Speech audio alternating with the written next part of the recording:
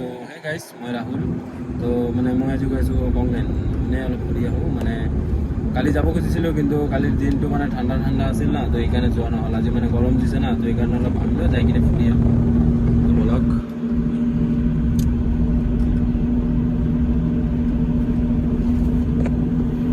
ইয়াতে মানে আমি আহি পালোঁ কংলেনত তো এইফালে গেট হয় যি গৰমত যোৱাই নাযায় ব'লক ভিতৰত পুৰা ৰ'দ মানে আজি মানুহ কম আছে মানে তো দেখা পালোঁ আজি মানে দলঙত মানে পুৰা চেকিং বহিছে আজি পুৰা গাড়ীবিলাক ধৰি আছে চব গাড়ী ধৰি আছে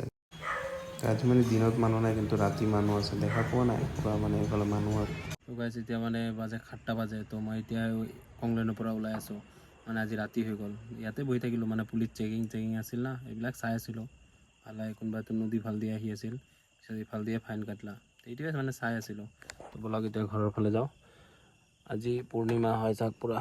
কংলেন লাইট চাইট বন্ধ কৰি গেট মাৰি দিব এতিয়া সেইকাৰণে মই ওলাই আৰু তো গাইজ মানে মাত্ৰ ঘৰ আহি পালোঁ তো